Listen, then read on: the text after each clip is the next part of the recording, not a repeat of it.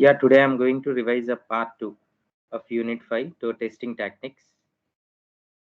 So in that we are coming across two important testing types. So black box and white box testing concepts. So which are very useful to test any of the application with respect to programming terms, or else it is the cyclomatic complexity.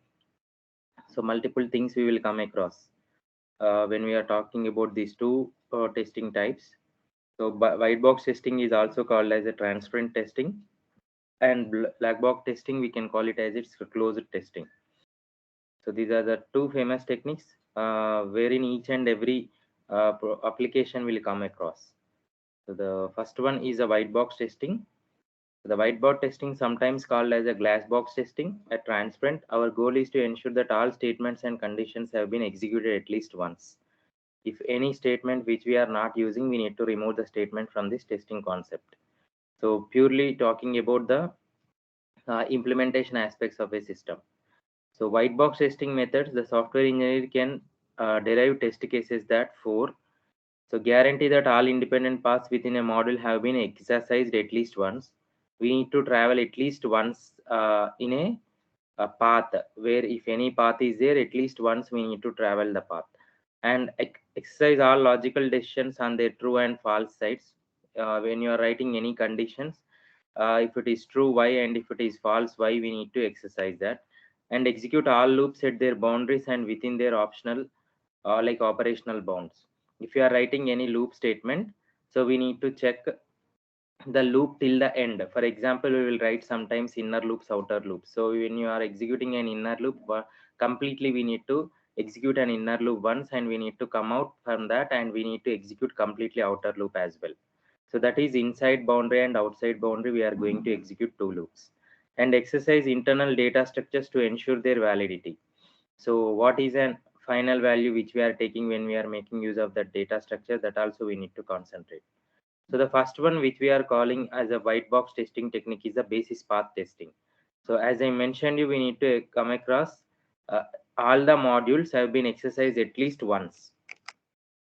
So the basis path testing is a white box testing where we are going to use for test cases, various test cases which we are writing, and we need to exercise the basis set are guaranteed to execute every statement in the program at least one time during the testing program. So the flow graphs, we are using flow graphs for this representation. So as we know, sequence means continuous flow we will have, if means we will have true or false, and while means we will have the uh, execution of the statements till the condition met, and until means, so it is just like a go break and continue, like that we will follow. And the case statements is multiple selections ways you will have. So the way which we are representing will be called as an flow graph. So the flow graph, each and every uh, node you will have, and the edge you will have. So before the basis path, so we need to represent how an flow graph is look alike. So control flow and call a flow graph must be introduced. So each circle call a flow graph node and represents one or more procedural statements, and the arrow is used for representing the edges or links to the statement which we are having. For example, if you are writing any simple program, one statement will be called as a node, and where it is going will be the edge. For example, if a is greater than b, if you are writing, so that is a statement you will write as a node, and then you will connect it to true condition where it is going, and false condition where it is going. If it is true, it is going for a. If it is false, it is going for b. Again, you are having three nodes, and finally you are stopping the procedure. So stop. So once you are displaying a and b, then you are stopping it. So four statements you are having. That's the reason, or print a or print b you will have, and then you will stop. Okay, so so this is the way where we are identifying the particular nodes and the links, edges between the nodes. So for this, we need to go with the cyclomatic complexity, where is a software metric that provides a quantitative measure of the logical complexity of the program. Means how much time it will take. In the cyclomatic complexity, the number of independent paths is the basis set of the program, and how many independent paths are there we will identify, and provides us with an upper bound for the number of tests must be conducted to ensure all the statements covered at least once in a program. So that's the main reason when we are talking about the cyclomatic complexity, we need to identify the independent paths, and sometimes we'll identify the nodes which are having multiple outputs. Okay, and there are multiple ways. Three ways are there basically when we are talking about the cyclomatic complexity. So first one is independent path, means one complete path we need to identify from the program. So here there is an example as a binary search. So as you can see here, so independent paths are like completely it should navigate to the input to an output. Okay, set of nodes are there and edges are there. So here 1 2 3 6 7 9 8 and 4 5 10 11 are some of the nodes are there. No, we can identify the regions first. So that is also one way, how many regions are there in a program. So from where you are getting this graph is an example for a binary search algorithm. So first of all you will write a binary search. Based on the binary search condition, you will identify the various statements, main statements from the program, and that statement you are rounding it as a nodes. So in my regular class, I explained this one. So here,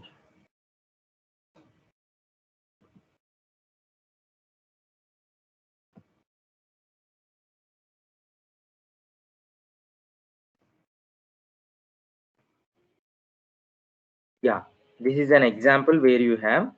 So the basis path testing, when you are talking about the basis path testing, so we are identifying like this entire binary search into this representation.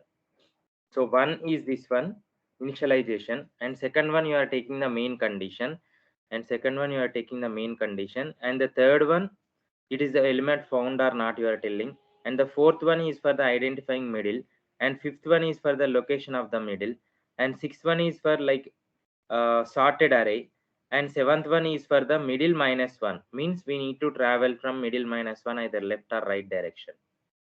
Okay, and eighth one, and in the similar way, 10th one, ninth one you are ending the while loop statement, and 10th one you are going to return the final value.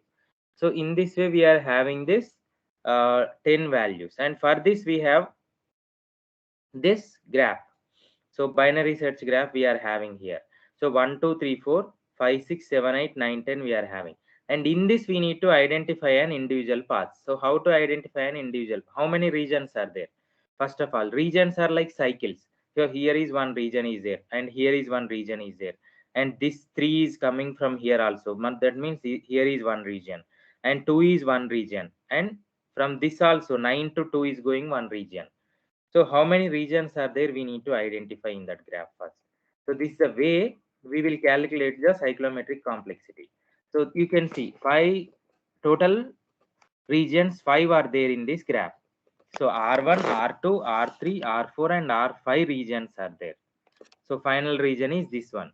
So when you are talking about this, you can see predicate nodes, means the node which is generating the multiple nodes and which is capable of receiving one input and output node will be called as a predicate node.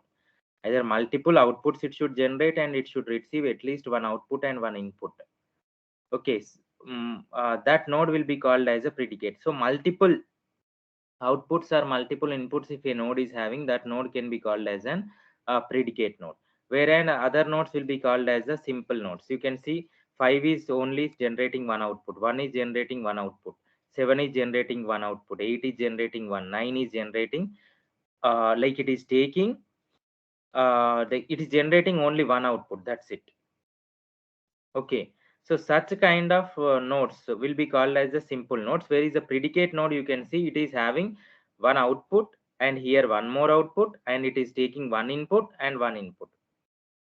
Okay, more than one outputs if is generating, as you can see here also 3 is generating here one and here one to the 4, and 2 is generating here one and here.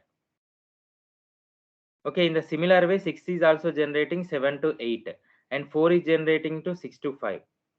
Okay, so such kind of nodes will be called as a predicate nodes. We need to identify the predicate nodes when you are calculating the cyclomatic complexity. Okay, So these are the three ways where we can identify. First one based on the regions. How many regions are there? 5 regions are there. So the cyclomatic complexity is 5. And next, how many edges are there and how many nodes are there? So how many edges are there? How many nodes are there? Total how many nodes are there? 10 nodes are there. And how many edges are there means links. The total 13 links are there in this. So 13 minus 10 plus 2. So 13 minus 10 plus 2 will be an cyclomatic complexity. So by default, it is like m minus n plus 2. So number of edges, number of nodes, and plus 2. Okay, means 13 edges and 10 nodes are there. Again, cyclomatic complexity is 5. And how many predicate nodes are there? So here you can see the predicate nodes are 4 plus 1 you need to add. So 3 plus 1, it is like predicate nodes plus 1. So in these three cases, you can go with any one of the approach. And if you are following any one of the approach also, you can calculate the cyclomatic complexity. So here we are having the cyclomatic complexity of the binary search is an 5 based on the algorithm which we have written previously here. This one. For this binary search, we are having cyclomatic complexity 5. Okay, so this is the way we will calculate the cyclomatic complexity for the algorithm. So whatever the algorithm they are giving, we need to identify the paths first. Based on that, we need to calculate the cyclomatic complexity. Okay, and one more representation that we can call it as a graph matrix. So which we are using here is a graph matrix representation. So a graph, already it is consisting of the set of edges and the nodes, or what set of edges and the vertices also we can call, like nodes and the vertices. A tabular representation of the flow graph, a square matrix with a size equal to the number of nodes on the flow graph. So I will show you the example. Take this example, graph matrices. So if you take this graph, flow graph is like this: 1, 2, 3, 4, 5. And in this graph, we need to draw a table. How many edges are there? 5. Sorry, how many nodes are there? 5. So total 5 into 5. Each and every node, how many? What are the edges that are connected? We need to identify. For example, 1 to 1, there is no self loop, like a self-directed link. And 2, so 1 to 2, any link is there? Yes, 1 to 2, A is there. Next, in the similar way, 1 to 3, no. 1 to 4, no. 1 to 5, no. In the similar way, we need to identify the nodes. What are the connected nodes are there in the graph? We need to identify. Okay, so here. And in the similar way, 2. From 2, anything is there? 2 to 1, no. And 2 to 2. And 2 to 3, it's there, B. Once you have identified this, then this graph will be converted into the set of numbers. Wherever the edge is there, that you need to replace with 1. So like 1, 1, 1, 1, 1. How many ones we are having? Where there is a connection is there, 1 you need to put. So once you need to put 1 here, then what you need to do? So n minus 1 we need to do, like e minus 1 you have to do. So how many connections are there in the first box? First one, 1 minus 1, 0. And second one, how many are there? So 2 minus 1. And third one, 2 minus 1. And fourth one, nothing is there. And fifth one, 1 minus 1. Sorry, 2 minus 1, as 2 are there. So here we are having 1 minus 1, 2 minus 1. So in this way we will calculate. So finally you are getting 0, 1, 1, 1. Okay. So we need to take 3 plus 1 finally. So n plus 1, as we are doing, I have to calculate the cyclomatic complexity. So n plus 1, this is a graph based matrices, wherein we are going to calculate the cyclomatic complexity for the given graph. So suppose if you are having 3 edges here, let us imagine at 4 we are having 3 edges. So if you are having at 4 3 edges, 1, 1, 1, 3 minus 1 you will write, means 2. Means 2 plus 1 plus 1 plus 1. Means 5 you will have. Okay, 5 plus 1, that is a 6 is an cyclomatic complexity. 6 is a cyclomatic complexity we will have.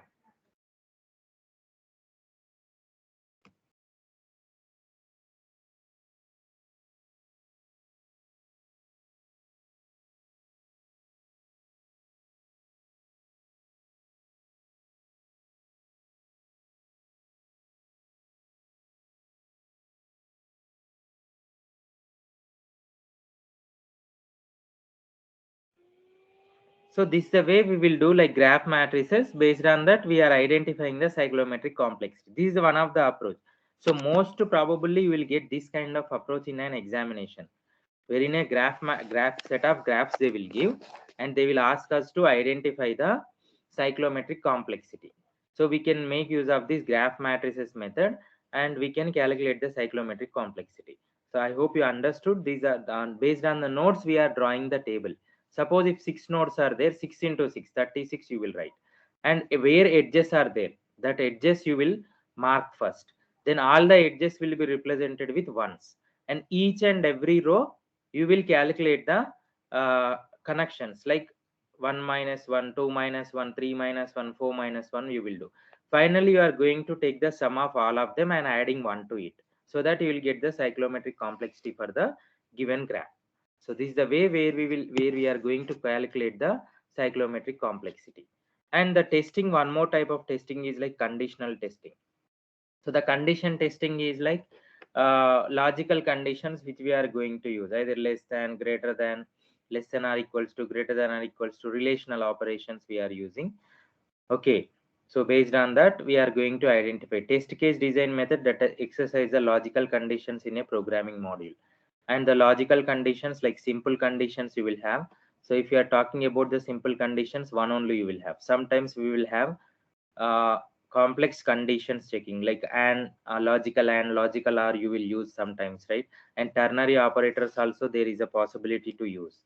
So compound conditions, like two or more simple conditions connected with and relational expressions also you will have, like relational operators. Okay, where one expression you will take and next one you will take the relational operator. So E1 expression 1, relational operator expression 2. So based on that we will evaluate, and sometimes we will have directly Boolean expressions. So conditional without relational expressions, either directly true or false. If you are keeping while one, which is always true. Okay, so like that we will go with the conditions. Why we are going with conditional testing is we are cross checking whether the conditions are working properly or not. Okay, so that's the reason we are performing this condition testing. So if condition is incorrect, then at least one component of the condition is incorrect, obviously. If any condition, suppose if I am finding out the greatest of two numbers, but it is showing all the time two numbers are equal. Why? Because you have used incorrect operator. So that's the reason it is showing both are equals to. So when you will identify this error, when you are writing 1,000 lines of code, it is difficult for us to identify. If you are doing condition testing, then it will be easy for us to identify whether the conditions are working or not. So that's the reason we are going with a condition testing. So the types of errors which you can see in this condition testing are Boolean operator or the Boolean variable, okay, or the relational operator or arithmetic operator error. Such kind of errors you can see based in the condition testing. And next one, branch testing. Under the part of condition testing only, branch testing you will see. So the simplest condition testing strategy, wherein compound testing if you are using, test one we know true and false branches of C, and every simple condition of C at least once. Means every condition we need to come across at least once when you are executing a program. Means true, false are there, then true you have to execute, false you have to execute. Okay, it is just like 5 is greater than 2, and first you are telling 5 is greater and 2 is greater than 5 you are telling. So false case, true case, both you need to consider when you are talking about the branches of the particular condition. Okay, so that is called as an branch testing. And next, domain testing. Domain testing means multiple statements, conditions. If you are using expressions and a relational operator and expression too, means first expression we need to complete thoroughly, second you need to thorough, then you need to compare. Such kind of thing will be called as an domain testing. Okay, required 3 or 4 tests to be derived. Why? First expression, evaluate it. Second expression, evaluate it. Third is based on the operator we are going to determine. Based on the outcome of first expression, outcome of the second expression, we are going to determine it. So that's the reason we need to come across at least 3 to 4 tests. Okay. So these are the some of the important techniques which we will come across, especially in the condition testing. Okay, so here is also example is there for the same binary search and algorithm. So here the example, yes, this is for different program. Okay, this is for cyclomatic complexity for the different program. So the one which we have used is an binary search. So same procedure, and the graph matrices also we have used same. And the control structure testing, we are talking about controls. Under control structure testing, we are having condition and the compound and the data flow. Loop testing, just we know simple loops and the complex loops which we will have, simple, nested, concatenated, and the combined loops. Okay, like it is a white box testing technique where we are having four different classes of loops: simple, nested means loop in another loop, inner and outer loop, and the concatenated means one loop will output will be given as a next loop uh, input, and the nested loops and unstructured loops. So simple, concatenated, nested, and unstructured loops we will have, and we need to perform testing for this kind of loops as well. Okay, so when there is a question, actually it is a direct question. Explain white box concept with an uh, example algorithm, or sometimes he will ask us to uh, find the cyclomatic complexity for the below graphs. So 3 to 4 graphs he will give, and for them we need to identify. You can go with either basis path, or you can go with either graph matrix method. Okay, anything we can use. So basis path testing, what are the various techniques are there in white box testing? We need to explain basis path and the graph and control structure testing.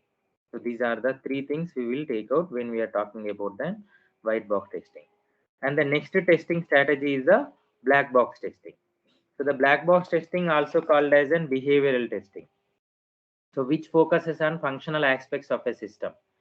So black box testing enables a software engineer to derive set of input conditions that will fully exercise all functional requirements of the program.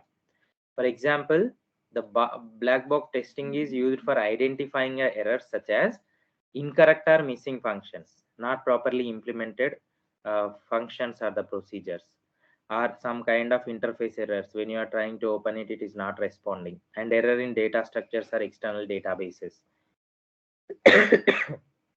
Our behavior are the performance errors, and initialization and the termination errors. Proper initialization is not done, and you didn't terminate the function properly. So in such cases, we'll go with the black box testing. So what is the use of black and white box testing? So white box testing is performed early in the testing process, whereas black box testing tends to be applied during later stages of the testing. First, we will go with the white box early. So if still errors are uncovered, then we will go with the black box testing. And you have done even one activity on black box and white box testing differences as well. Okay, so pro and con strategy that you have used even in black box and white box testing. You know what is the difference between the both testing techniques. So that is also one of the important long answer. You can make a note of it. What is the difference between white box and black box testing? And what are the various techniques used in the white box testing, and what are the various techniques used in a black box testing, and what is the cyclomatic complexity, and how many ways we can find it? Three ways we can find it: regions, predicate nodes, and uh, the nodes, number of nodes, and the edges plus one. So these are the three formulas you can use when you are following the cyclomatic complexity. So what is cyclomatic complexity is like independent paths we are going to identify, and at least once in a program we need to come across the uh, paths, and we need to execute at least once in a program. So that is the way we are identifying the cyclomatic complexity. Okay, so the black box testing techniques again we are having. So graph based testing methods. So this is somewhat different. So the graph based testing methods, similarly nodes and edges, you will have how many objects you are taking, and sometimes one object will have input and output as well. It can take and it can give also. Okay, so software testing begins by creating a graph. So important objects will identify, and the relationships also will identify. So directed links we will use here. So for representing input and output comfortably. Okay. So sometimes parallel links also will be there. And the node value we will node weightage we will give in the form of numbers. So node 1, node 2, node 3, node 4, like that. Okay. So here the first one, directed link, means directed arrows which are pointing towards a node in one direction. Bidirectional link means two, it can take and it can give.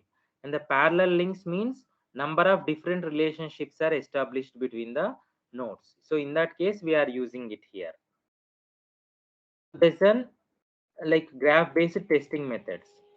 So there is one simple example is a new file menu select and the document window and the document text. So document text means multiple times you can open like text editor, which is coming from the document window. So that's the reason parallel lines are there. And next, equivalence partitioning. So what is this equivalence partitioning is? So which is having the lot of methods that divides the input of program into multiple classes. So each and every class which is having the same behavior and the same functionality and same kind of an operation it can perform. So we can say that class is almost similar to this class. So equivalence we need to identify. So based on some kind of the relationship we will use this, like symmetric, transitive and the reflexive. Okay, if you want to identify the class which is like symmetric seam, okay, and the transitive and the reflexive copy or the mirroring. So an equivalence class represents a set of valid or invalid states for input condition. So there are three guidelines are there for this. If an input condition specify a range, so one valid and two invalid equivalence classes are defined. If within the range, if you want to specify valid, invalid, that's it. If an input condition requires a specific value, first one is range, valid, invalid, range, and specific value. One valid and two invalid equivalence classes are defined. So one valid we are having and two invalid equivalence classes we are taking. And in the specific number of set, so specific range, specific value, specific. Again, one valid and one invalid equivalence class we are going to define here. Range is one valid and second one is invalid equivalence classes. So for second is also same, one valid and two invalid equivalence classes. But third one is both we are taking one itself. One valid and one invalid equivalence class are defined. Okay. So wherein we are going to identify the equal and the not equal classes. That is simple. And the boundary value analysis, which is very, very famous, BVA we will call it as boundary values analysis, where each and every program we are identifying, each and every condition or the program or the method we are identifying the final values. For example, I'll tell you in simple way. Suppose if you take the thermometer, and what is the boundary for the thermometer, like maximum values what it can accept. So it is starting from the like 0 degrees to, so it is starting from 0 degrees to, let us imagine 105. Maximum is 105 it can take. So the what is the minimum value and maximum value? Minimum is 0, minimum boundary, maximum value is a 105. So within the range only it will function. So where we are going to identify the boundaries. What is the boundary? 0th boundary and 105 boundary. So in the similar way, we need to identify the minimum and the maximum value for each and every value. For example, for I equals 0, I is less than 10, I plus plus. What is the minimum value? 0. What is the maximum value? 10. So 0 is the minimum and the maximum value is 10. So these are the boundaries. Suppose if you want to identify any intermediate boundary, again 0 to 5 and 5 to 10. So value 0 to 5 is one scale, 5 to 10 one scale. If you want to identify, then 0 to 5 is good and 5 to 10 is excellent. If you want to do that. So this is the way where we will identify the sub boundaries also. So number of errors tends to occur at the boundaries of the input domain rather than the center. So that's the reason we are going to identify the boundary. In this section, we will make use of the boundary value analysis. Okay, so the BVA leads to the selection of test cases. The one which I have selected just now is a test case only. 0 to 5 and 5 to 10. 2 we are writing. If you want to segregate again, you can do. 0 to 4 is good and 4 to 7 is very good, and 7 to 10 is excellent. Like that we can do. Okay, one input we are going with the multiple values. So I told you, right, that is an example. For example, assume that a temperature versus pressure. Okay, wherein we can identify the least and the highest values or intermediate values also you can do. So, and next one is the orthogonal array testing. So as you know, orthogonal, what is the meaning of an orthogonal? Similar. So the orthogonal array testing method is particularly useful in finding errors associated with the region faults. So wherein when we are talking about the black box testing, so the black box testing, we need to explain graph-based testing, and we need to explain equivalence partitioning and the boundary value analysis. So these are the three things which will come across when we are talking about the black box. How similarly we are having in the white box, we are having uh, testing approaches. Like in the white box testing, how we are having in the similar way, like a cyclomatic complexity, and the next one is graph based analysis and the conditional testing. So in the similar way, here we are having the boundary value analysis. This sorry, black box testing, here we have the graph based, and the next one is equivalence partitioning and the BVA. Okay, so those are important basically. So in that chapter, we are having black box, white box. So the differences and the testing methods and the examples. Okay. And the last chapter which we are having in this unit is a product metrics. So the product metrics is like, what is software quality? So define software quality. Okay. The software quality is defined as a conformance to explicitly stated functional and the performance requirements. So explicitly documented development standards and implicit characteristics that are expected of all professionally developed software. So in simple terms, I will tell what define software quality. The software quality is assessed based on the requirements which we have gathered. So that is satisfied. Are they satisfied or not? So that will give the quality of the software. So the gathered requirements are satisfied properly or not. So if they are highly satisfied, then it is high quality. If they are least satisfied, then that is a less quality software. And when we are talking about this quality, we should talk about even performance also. Whether the product is, whether the quality of the project we are talking about, performance also should be good. So the software quality is defined as a conformance to explicitly stated functional and performance requirements which are satisfied by the developers. Okay, this is a 2 marks question where you will have. So for this we will have Mechal's quality factors. What are the Mechal's quality factors? They are categorized into two groups. First one is factors that can be directly measured and indirectly measured. Second one, so directly measured, indirectly measured. We are having two things. So directly measure means, so defects uncovered during the testing, means you are only directly uncovered and errors you are handling them. And indirectly means when you are using it, you have come across that error. Okay, for example, you manufactured one product. Basically, you will test it whether it is working or working properly or not. You will test it. When you are testing it, that is, if any error is, any defect is uncovered, that is the direct, and you released into the market, and at that time you found there is an defect, so that is an indirect. One is at your place, one is at customer side, developer side and customer side. Developer side is directly measured, customer side is indirectly measured. So these are the two broad groups we are having in Mechal's quality factors. Okay, Mechal's quality factors. So here product revision, product transition and product operation. Okay, first product transition, like portability, reusability and interoperability, and product revision, maintainability, flexibility and testability you will have, and product operation you will have almost 5: correctness, reliability, usability, integrity and efficiency. These are the quality factors for revision, transition, operation. Okay, so what are the Mechal quality factors? They are broadly classified into two types: direct measures and indirect measures. And we are having one may call quality like a rectangle wherein we are having product revision, transition, and the operation.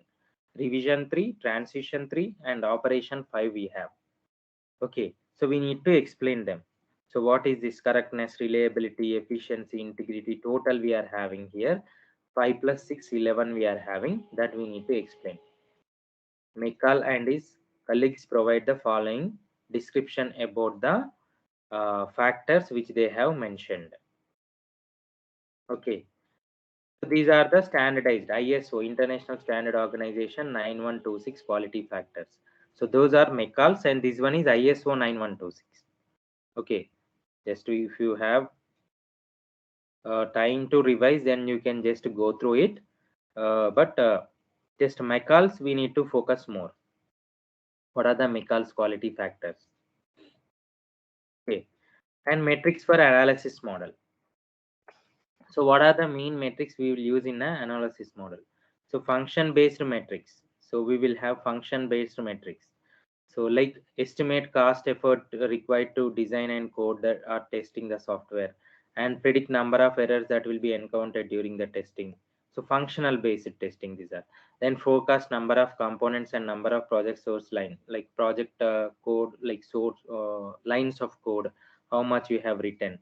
So functional based metrics we will identify. Metrics for analysis model, function based metrics. Three we are having. Functional based and okay, so these are the three which we will have.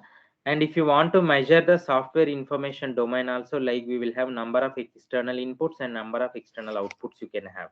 So external inputs from where we are going to take, and that we are going to translate into the multiple outputs. And the external outputs are like where the system is generating the final output after processing the entire input taken from the users. Okay, so this topic metrics for analysis model, just you can go through it.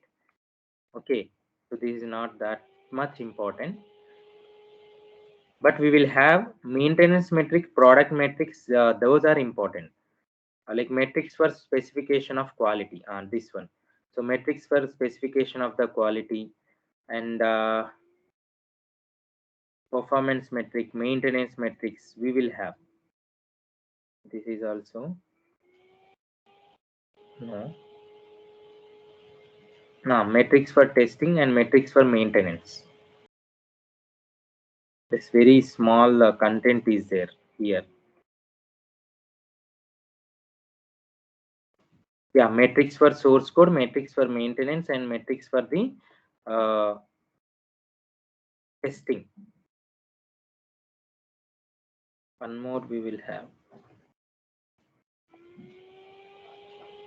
This only. Performance metric or product metrics are not there, I suppose. So metrics for the source code, metrics for the testing, and metrics for maintenance. These are important. Again, if any information is there, I'll find it out.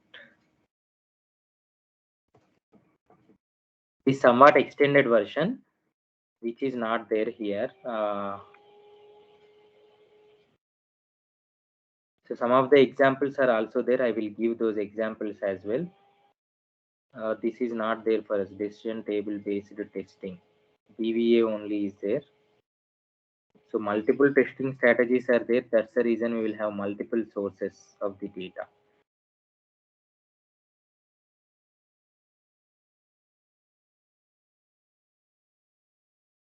Yeah, these are also important. Metrics for the source code and metrics for testing and the metrics for maintenance. So these topics are the main. So which we have come across in the part 2 of the 5th unit, where we are having the concepts related to the two main important testing strategies, black box and the white box testing, and the techniques which we are going to explain in the white box first, then we come across the black box testing. So there we are having two, and there we are here we are having the three. And the what is cyclomatic complexity? Okay, and how to find the cyclomatic complexity. And in your exam point of view, you will get uh, graphs, and they will ask us to identify the cyclomatic complexity for the graphs. Okay, that is there in the chapter 3, and the chapter 4 we are having the metrics. The metrics wherein we are going to concentrate on the three types of the main metrics. So metrics for the source code, testing, and the maintenance. And the next one is what is quality and McCall's quality factors. And if possible, we can see ISO quality metrics factors also we can check. So these are the important topics from this unit. So yesterday part 1 I discussed and the two chapters, okay, wherein a lot of testing topics which we have come across. Okay, so multiple testing, unit testing, integration, and the regression, and the functional system. Okay, sandwich, smoke, those testing topics which we have come across in the chapter 1. Fine. And the next topic is like debugging. So what is the debugging and what are the various procedures that we will follow when we are talking about the debugging? Okay, and what are the benefits of the debugging? So those are the two. And now what is white box testing, what is black box testing, and the techniques which we are using in those two, and what is software quality, and what are the McCall's quality factors, and what are the metrics for the testing, maintenance, and performance. Okay, so this is a complete outline about the fifth unit.